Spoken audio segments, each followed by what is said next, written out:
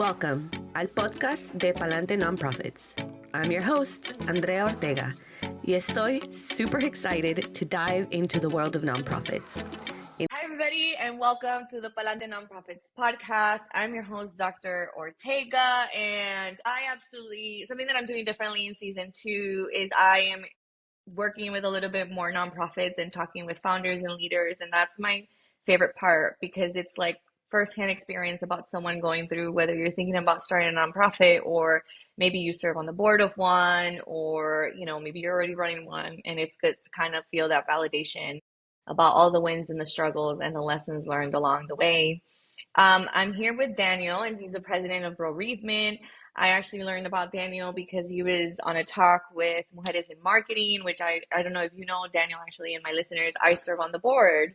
And so I know Ashley very close for Mujeres in Marketing. And I absolutely love the conversation you all had, but also that he's hustling for his nonprofit. Like, he immediately, like, when he heard my guest speaker, he signed up, and we talk a lot about how do I find funding or how do I find support. And part of that first struggle is learning to ask, to be present, to meet people, to network, to do it. And I think he's doing a fabulous job of getting his name out there. And and that's what people don't understand about the clients I work with, Daniel. It's hard for them to get into that mindset. They think they obtain 501c3 and the opportunities are out there, but the truth is I think it's easier to start up a business because your services are clear, like you know what you sell and you can kind of calculate profit and loss, versus a nonprofit. You're kind of like, how much funds did I raise? Did we hit the event fundraiser goal, or did we close on the amount of sponsors we had?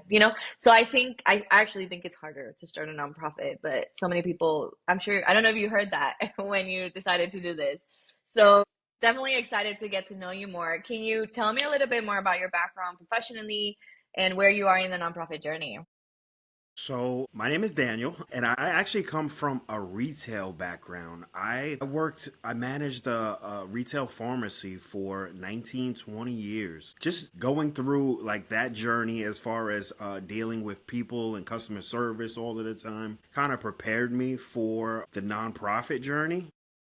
But I came into the nonprofit journey just kind of cold and not really knowing, having a great mission. And we'll get into that a little bit later, but having a mission that means so much to me, but not really knowing the steps of how to create a successful nonprofit.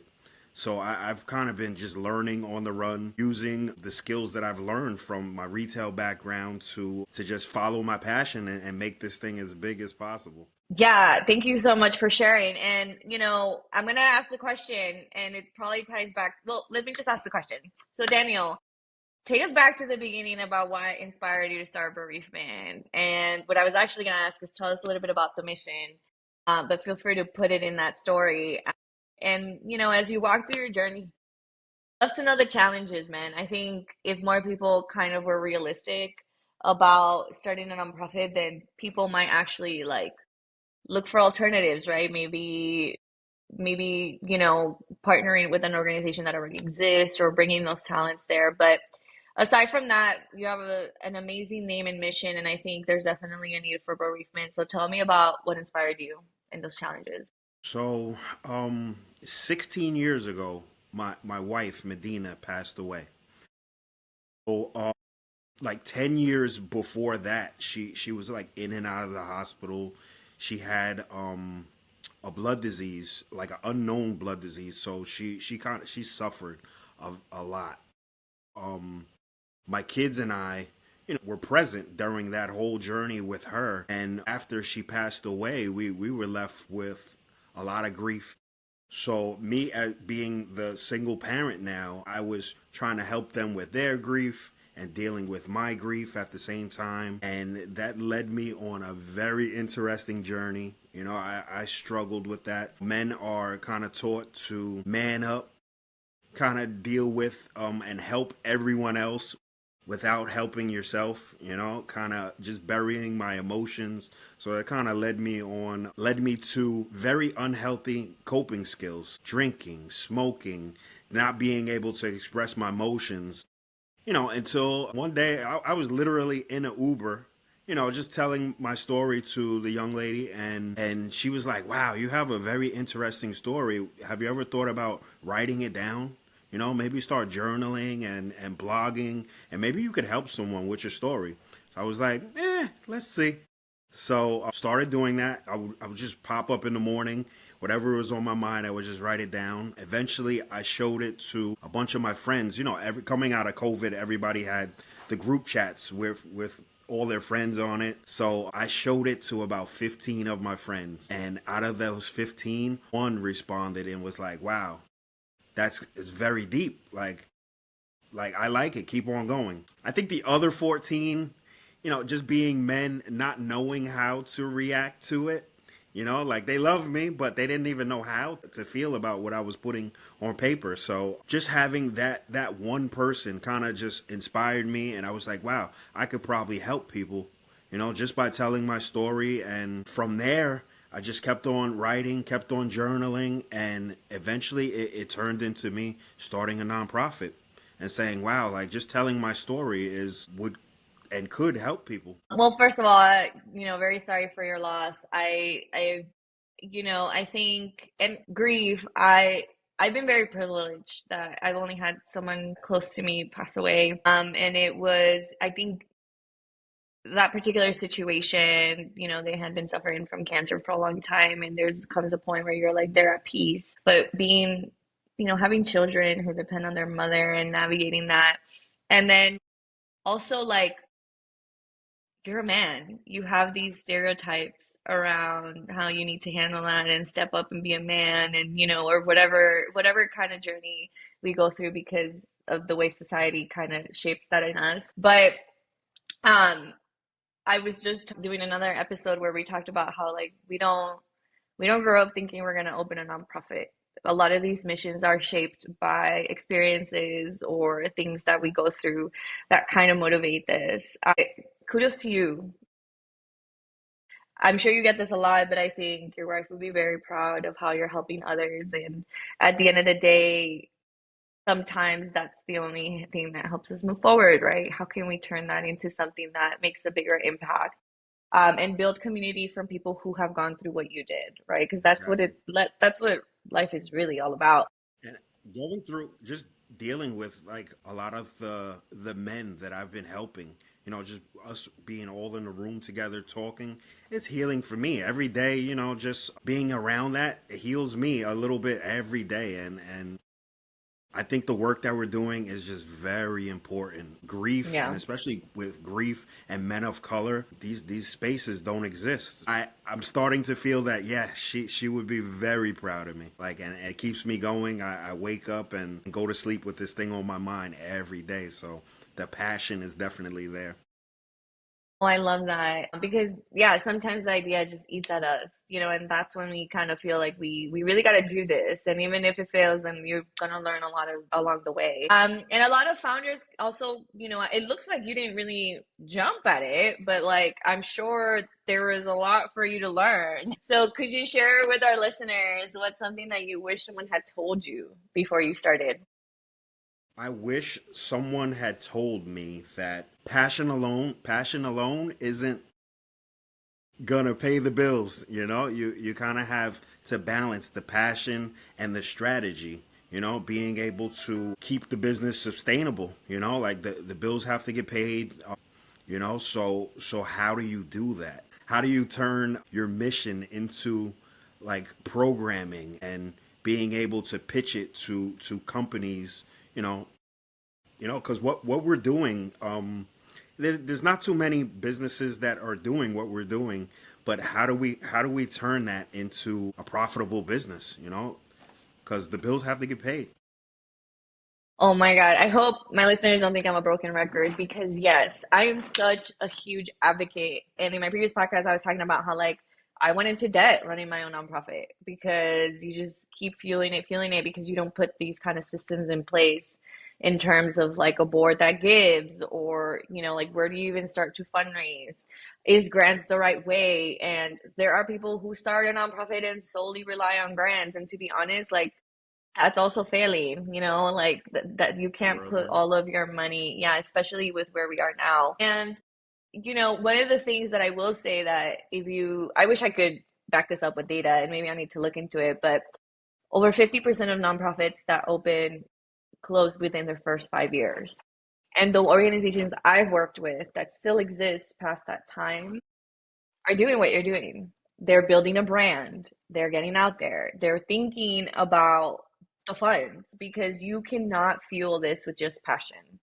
That is, we need merch around that for all nonprofit leaders. Like the passion is good, but think about it.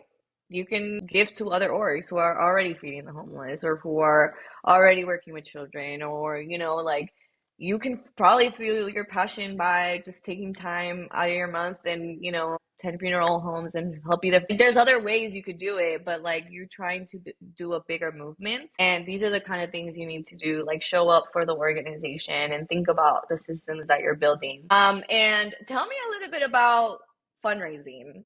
What have been your setbacks? How has it been building a board, if you built a board? So Or what has been the biggest lesson there? So as far as building the board, so when I started the organization, I asked myself a question: who do I know that is in this space that could possibly help me? So I reached out to family and friends, people that I know were doing work in the community and mental health professionals, and a bunch of them were like, "Yeah, sure, we'll help." But the time that is required, like pretty quickly you could tell that people are busy. People have other lives. People have businesses that they're running. So then being able to put their 110% in, like I was putting my 200% in, became an issue. But I soon learned that a lot of the heavy lifting was gonna be put on me. So yeah, it's been a journey just trying to figure out like the board. What is the job of the board? I've learned that someone told me about the 3 G's, and they either have to get you money, give you money, or get the hell out the way. you know so I don't know, that was something I was told, and I was like, oh wow. What are your thoughts on that? Oh my God, yes, absolutely. And I say this in Spanish all the time. Actually, this came from a podcast I was a guest of, and Father Hoover, who runs his own foundation, he said, basically, you're useless. Like, if you can't serve me, you're useless. Like, and to be honest, like I agree. I think we hear those kinds of things because, and the way I word it is, your founding board is always someone you know. I don't think a founding board is the stable board. Your founding, sometimes you ask friends to just put a name on paper. You don't really understand the function of the board, or you think that because they're your friends, they'll probably support you. But, you know, we don't really think about your board really should be someone with time, someone with the financial resources, with a strong network to build the foundation of set fundraising that you need to build a strong foundation. So yes, I agree. And the thing I tell people too, sorry, I went on a little rampage, is the thing I tell people the most is they are taking up a seat of someone who could be doing that for you. Because a lot of the times they'll be like, well, maybe they need training. Well, maybe they need this. And if they continuously show you who they are by not showing up at events, by not networking, by not being proud of, I am the board member of Bereavement and I help Daniel with his cause, and these are the ways I do it. By them not doing those things, you're literally giving up a seat for someone who could be. And they're like, oh, well, maybe they can stay on the board and I bring other people. No, it's like anything, it's contagious. You could bring amazing board members on, but if you leave the two or three that aren't doing the job, it's contagious. Other people who are actively doing are going to see that and they're not going to feel like they need to give their time because somebody else isn't. So don't, you have bylaws that you may or may not read. Maybe you're like, if you like, make sure like those kind of commitments are reading on your bylaws and that you hold people to them. Because at the end of the day, and you became a single parent by choice, but it's very similar to the way, like, are you a married single parent? That's sometimes more work. So like think of your board as people who should be putting their part, and it doesn't have to be, like maybe you have a really good board member who maybe doesn't give but has a really great network and tells and consistently uses the branding. Exactly. Okay, great. Find out what their strengths are, give them goals center on their strengths are. Maybe you have a board member who can only attend the minimum of the meetings, who can't be at events, but who gives their annual funds. That's great. I think you really have to define what you want from them, what their strengths are, and build a board that does a little bit of all of that for you. But yes, I agree. I love the three G's. We're gonna have to keep talking about that. I've learned like the networking that I've been doing. I'm just kind of falling into all the right places where I've spoken to people who want to mentor me, who have pulled me aside, and the work that I'm doing is similar to my mentor's work. And we touch base once a month, twice a month, and they're like, "Yo, you're doing a great job. Just keep on going, keep on going." And I'm falling into all of these spaces, meeting all of these people who are working with the governor and just all these different people. The New York Knicks called us a couple of weeks ago and invited us to a game and gave us a whole bunch of electronics, and the New York Yankees. So like, I don't know, like I feel like the mission is kind of showing through, and just people see what we're trying to do, and it's just so different and so needed in the community, in my community. So I'm just falling into all of these places. So for right now, we're riding out, but the networking is happening, and just building up my team it's gonna happen. It's gonna happen. Yeah. I try to stay positive. Yeah. Yeah, I think, whenever I talk to, if you're a new founder kind of feeling the way Daniel's feeling, yeah, building a foundation is really important. Building your team, even if the team is volunteers, I tell people, like, I give people this scenario. Oh, I have a really good friend who opened to do my website, and then 6 months passes by and you're just too shy to ask where the website is. Like, if someone volunteers to help you, you better give them job descriptions, deadlines, and Hmm. treat them, because people, will put it on the back burner because you didn't give clear guidance. And that's the same with the board. Well, the board's not inviting anybody to the events. Did you email them, letting them know about the events, maybe giving them a flyer or something like, hey, please spread this around your network? Like, you can't just assume that people know what they're doing. And it is your job to make sure that you over communicate what your needs are and what you want. And like, if you are going to hire someone, be ready with your onboarding. Like, even if you're paying them a stipend, like, Daniel, be as legit, and I say that legit, as you possibly can, because building that really strong infrastructure will help you in the long run. Because when those funds do come, or when you're able to move someone from a stipend to like a full-time employee, you already know that they can do the job because you trained them that way from the beginning. And people tend to forget that, like, oh, well, my cousin's building a website. I'm like, great, when did she say that? I was like, 3 months ago. I was like, where's your website? It literally takes a couple hours to build it. So like, you have to hold the people that kind of reach out for your help accountable. And I want to let you, like, ask me some questions, but I love that you're having these big names. I also ask, and I don't know if you've done this, but like, you're allowed to also say, hey, I'd love to come to your game. Can your social media team commit to posting about bereavement? So like, just because they're offering your help doesn't mean you can't do something in return. And I say that because there should always be a call to action. I They're asked. already, yeah, like, people are like, oh, they're doing something nice, but like, yeah, okay, you had all these events and you raise any funds? Like, no. Like, did you ask for something in return? Like, so making sure, like, oh, that's great, we got invited to the Knicks, we were there.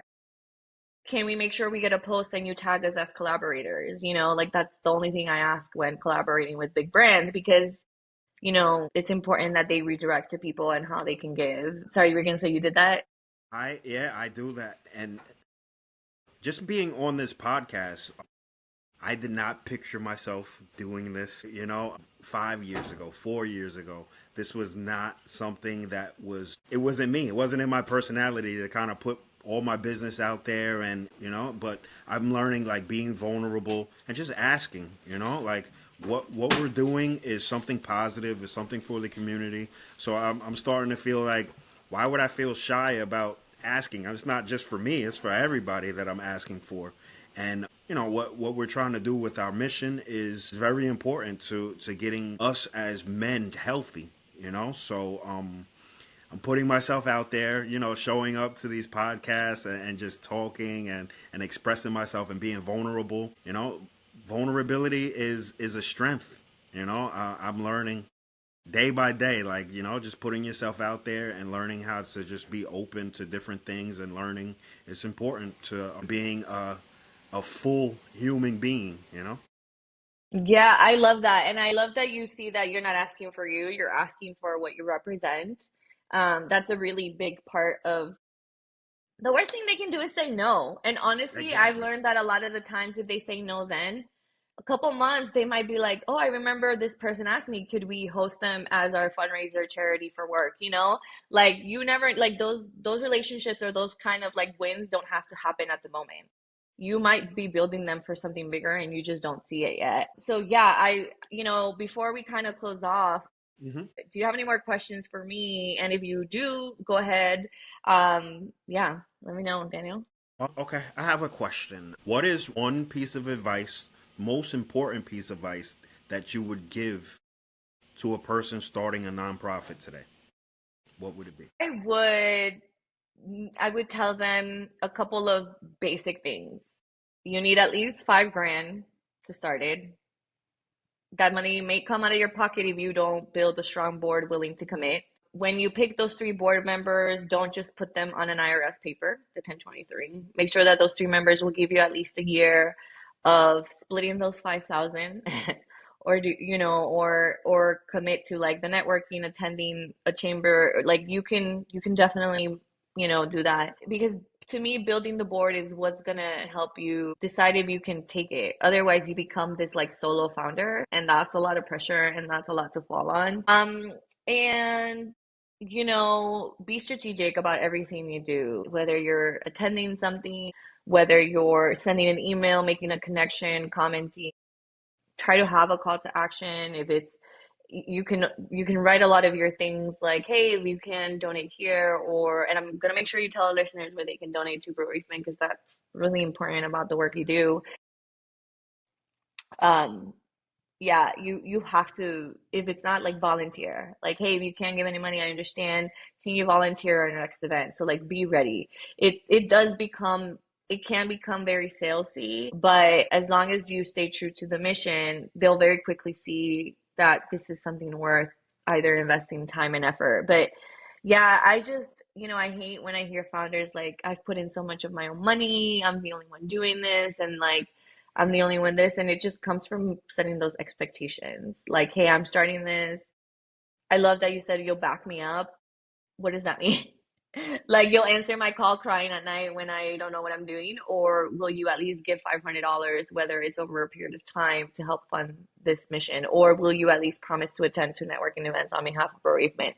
Like, whatever that is, like, just make sure you set those expectations early on. Because another thing I'll tell you, Daniel, is if they do attend the said networking events and they start saying, and someone says, oh, well, how much do you donate? And they say nothing, then why should I donate when you don't donate? So like being committed both financially and from a time and effort is really important. And yeah, like I said, like infrastructure, infrastructure, infrastructure. If you are going to have volunteers, maybe they don't have enough funds, but they volunteer with you. Let's say you have a counselor who's willing to donate some time to a couple of the people that you work in the community. That's fine. We need at least two hours commitment a month. Like give them things that they will follow through with, that you can hold them accountable, because then you spend time babysitting adults, and that's the worst. Babysitting adults, it's literally the worst.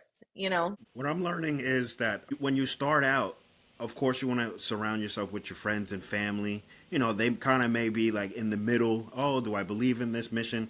But when you're out doing the work, you meet people who are 100% in on what you're doing, and they're like, wow, yes, come on, let's do this. And those are the people who are going to push you forward. I've learned those are the people that you want to be volunteering and in your organization. And it's okay that your friends and your family kind of take the back seat. It's okay. But you have to find your tribe. That, find your tribe, and it's usually outside of that, but that's what networking is. I'd love for you to end off with like how they can find bereavement. What's your next upcoming project, and how can we help? So everyone could find us. We're on Instagram, we're on Facebook, Broreavement. like bereavement, but bro in front of it, so Broreavement. We have a website, broreavement. And what do we have going on? We are planning a prom suit drive for April. So that we're doing it for the high school seniors in the area. So we're just trying to get the word out now, and we're trying to plan something big for them, you know, like a lot of these kids have gone through some things, and you know, just trying to show them that the community has their back and they're not alone going through some of these things is important. And we're trying to plan something big for them just to kind of, you know, give them a good send off and make them feel good. I love that. Thank you so much, Daniel, for being here today. To everybody listening, this is the Palante Nonprofits podcast. Thank you all so much, and let's continue to build nonprofits. Thank you so much, Daniel. Thank you, Andrea.